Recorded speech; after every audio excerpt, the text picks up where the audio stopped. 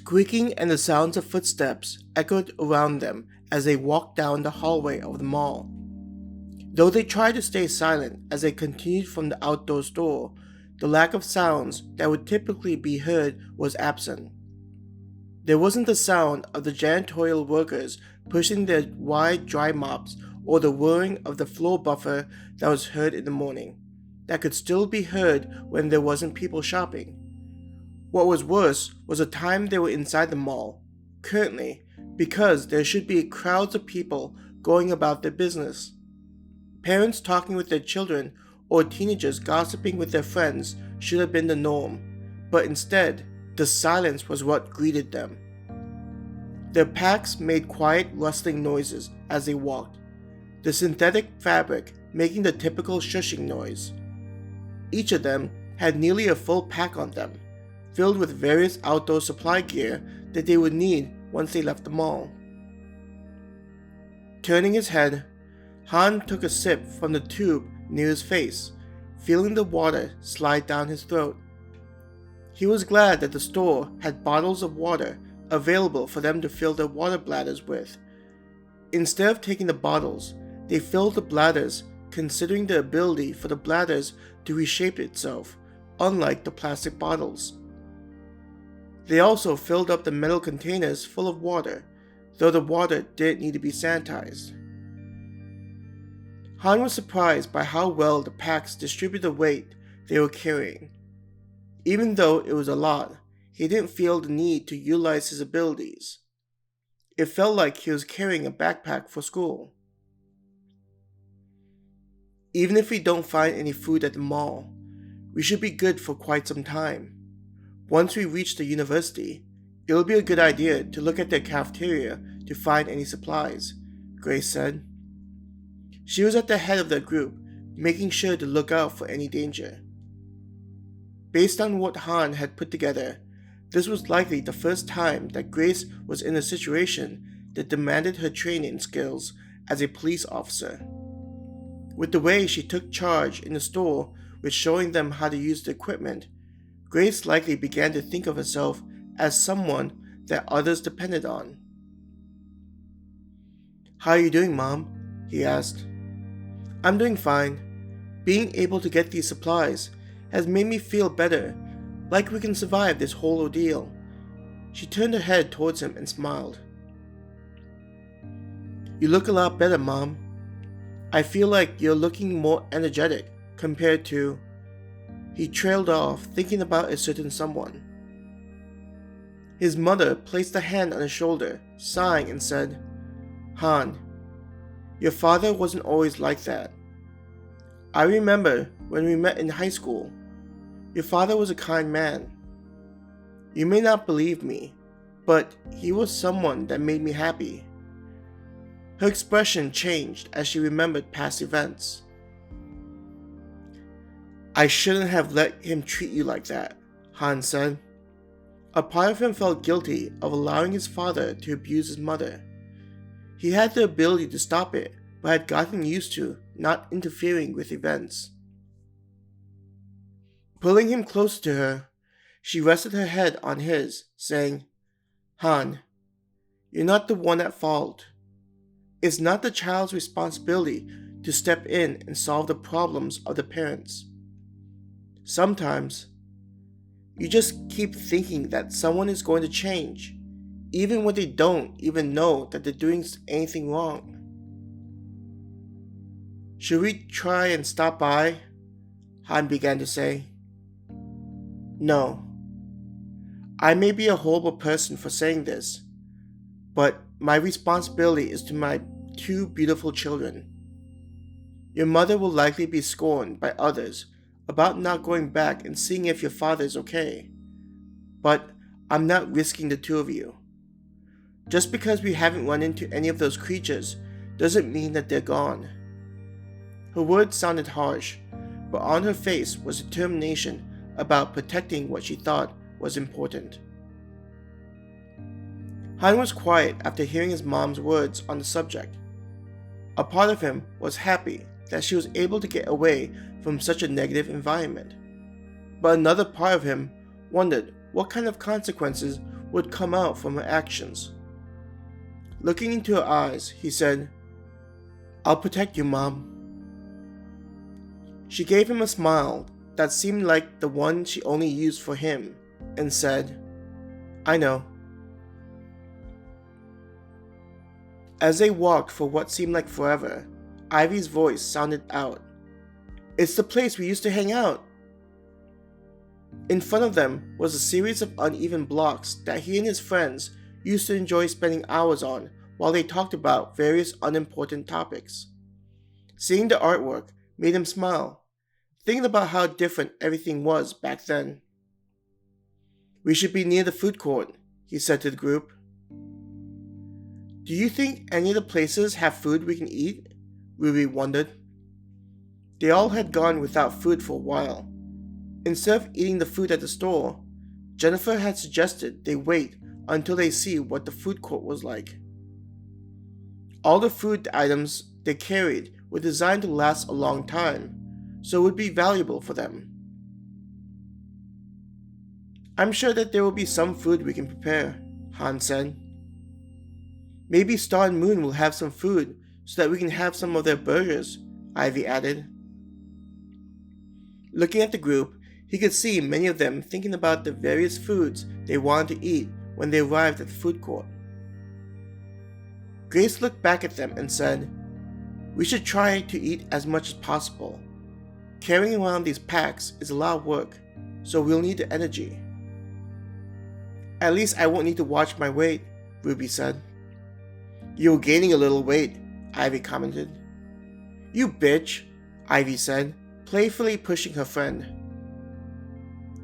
The mood of the group was comfortable, making the walk feel a lot shorter than it was.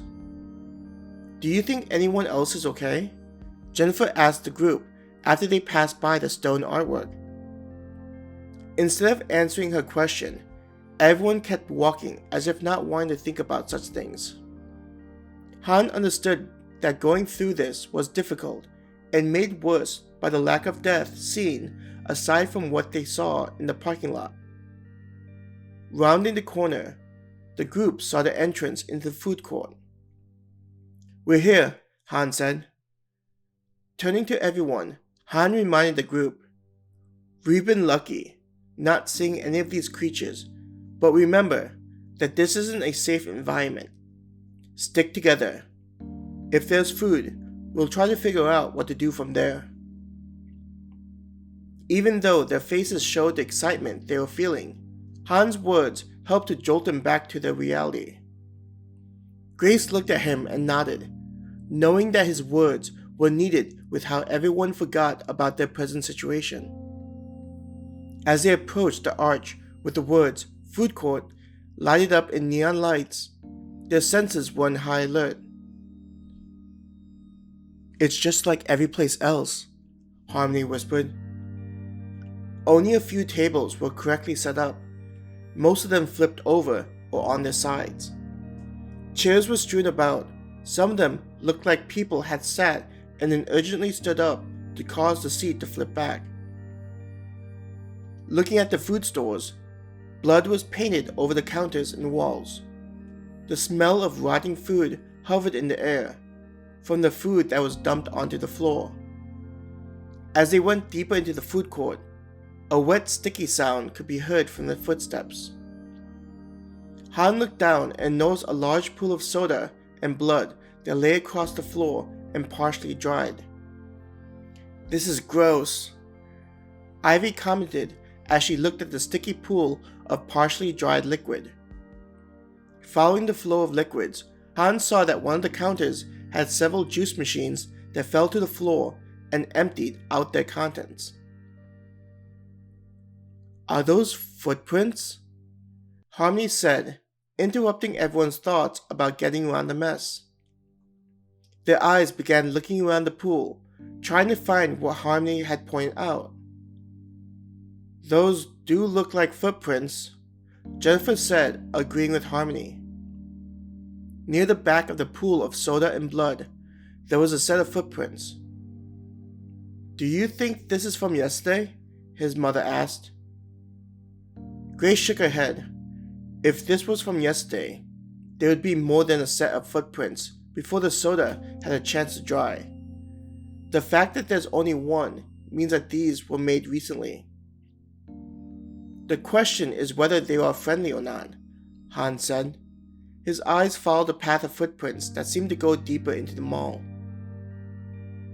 Han, I think we should consider this individual as being friendly, considering there seems to be only one set of footprints. They're likely just trying to get some supplies or looking for their friends, his mother said to him. That's probably a good idea. We have enough on our plate, instead of worrying about some random person. So let's just move towards the stores that aren't completely soaked in blood, Han agreed. No. Tell me it isn't true, Ruby said in a depressed voice. What's the matter? Ivy asked her. Ruby simply raised her arm and pointed towards the source of her despair.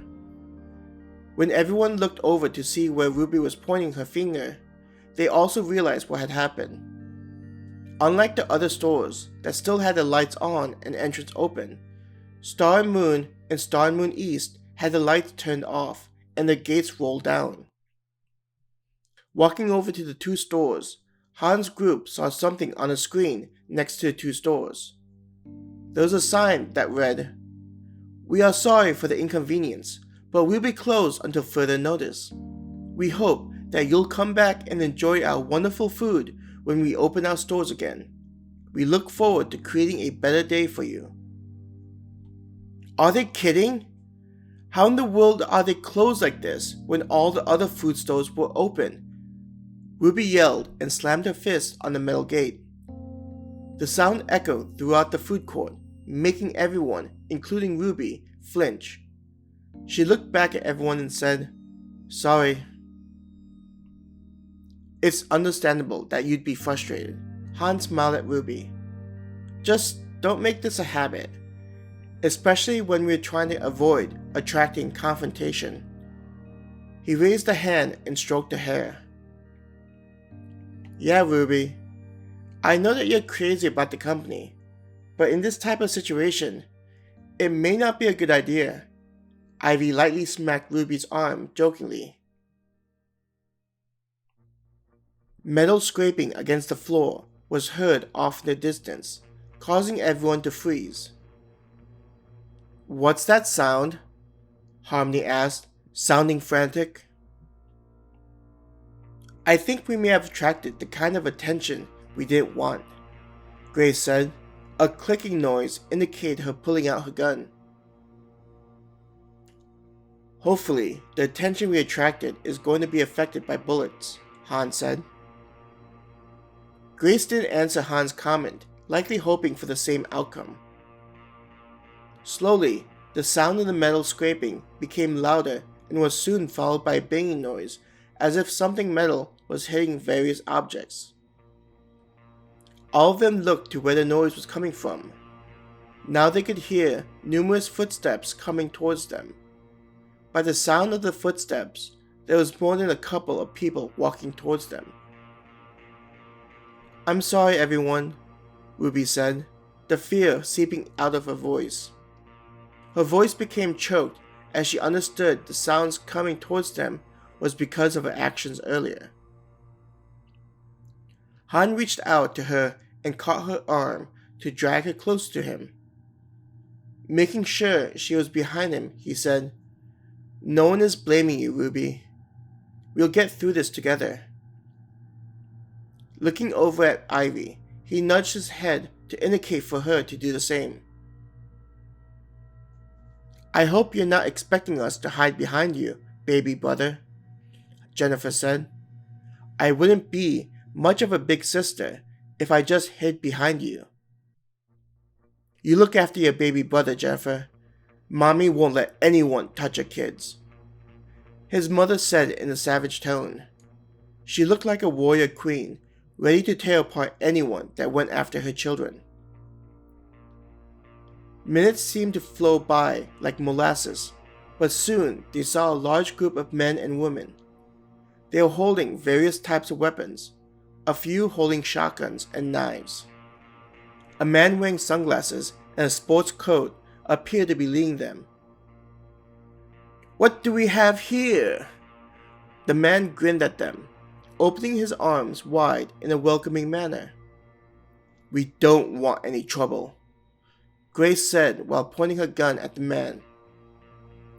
As if the gun didn't matter to him, he chuckled. "Miss, I don't know if you're aware, but that's a dangerous tool you're holding there. I suggest you put it down before you do something you'll regret. Women shouldn't be using those things in the first place." The man began walking towards Han's group as if to remove the gun from Grace's hand. "I said for you to stay back," Grace yelled at the man. Ignoring Grace's words, the man grinned and said, "And what do we have here?" He turned to look at Han's mom. "Miss, you are fortunate to run into my group of friends. This is a perilous time, and a lady of your beauty shouldn't be running about." Motioning to the group behind him, he said, "If you come with me, I'll make sure that you're taken care of." Several of the people behind him snickered at his comments. A few of the men were openly ogling his mother's body. "Stay away from me, you disgusting creep," his mother snarled. "Boss, seems like we have a feisty one here," a tall man commented. One of his arms was wrapped around a woman who grinned at the man's words. "I think you might be right, Jim. I think it may be a good idea if you take a few of the boys and assist the ladies in coming with us." He looked sad and he said, "I would be heartbroken if anything happened to such ladies out here. They could leave this place and stumble across men with ill intentions." "Don't worry, boss. I'll make sure that I'm extra careful." The tall man moved forward, carrying a large metal pipe. "Don't worry, babe. I'll make sure you get to know how safe you'll be with us. We have several women who join our group, and they'll tell you how great it is to be with us, instead of by yourself. You'll never know when those creatures will be back." Han could see the sweat dripping down the side of Grace's face as her hands shook. Her trembling hands let him know that she wasn't ready to shoot someone in cold blood, even if it was in self-defense. He began to take a few steps forward so that he could deal with the men. "No, Han, stay back," his mother yelled at him. "What do we have here? Is that your son or boyfriend? He looks a bit young to be someone you're boning, so he must be your son," the tall man grinned. "It's been a while since I've been with Mom. I bet your husband doesn't even treat you properly." Han's eyes flicked towards movement behind the group in front of them. Due to the darkness, he wasn't able to get a good look, so he was curious as to whether it was one of those things. "I'll shoot if you make another step." Grace tried to intimidate the tall man with her weapon. Her cracking voice was a dead giveaway at her current mindset. The tall man raised both of his hands up in the air, making an innocent expression. "There's no need to be scared. I'm just coming over towards all of you so I can help guide you towards a safe place." Tilting his head to the side, he said, "The man behind me in the suit is the owner of the mall, and he has a safe place on the upper floors where all those creatures haven't reached. If you come with me, you'll have access to food and water." Slowly, he inched closer to them, making sure not to make any sudden movements. "Please, stop." Grace was crying at this point. Being a woman, she likely already knew what was in store for her, but even then, she couldn't push herself to pull the trigger. A figure running out of shadow appeared and used a massive weapon to slice off the man's head. The expression on the man's face was of confusion, as if he was unsure what had happened, as his head tilted to one side and tumbled to the ground. Like a marionette having its string cut, the tall man's body slumped to the floor. Before anyone in the large group could react, another shadow came rushing from the other side. This one jumped into the air and threw several objects. Each of the people holding on to firearms was hit at the base of the skulls. Seeing that they were being attacked, several people in the larger group began to yell in panic. The men who were holding weapons were about to rush the two figures who were now standing next to Han's group with their weapons at the ready, but were stopped. "Forget about them! We'll let those things get them," the man with sunglasses yelled. "I won't forget this." He looked at them and ran off with the rest of the group.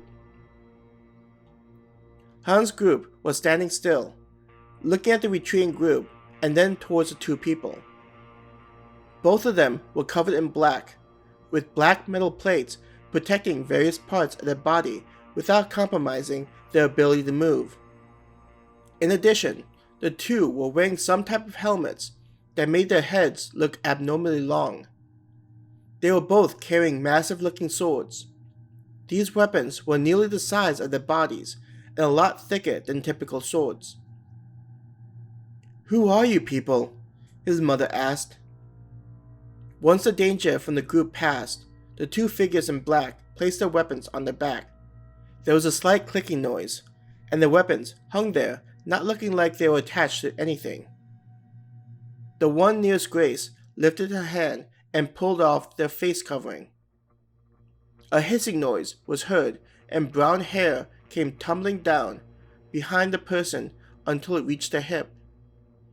When the mask was completely taken off, it revealed a woman that looked like she should be a model instead of fighting with a giant sword.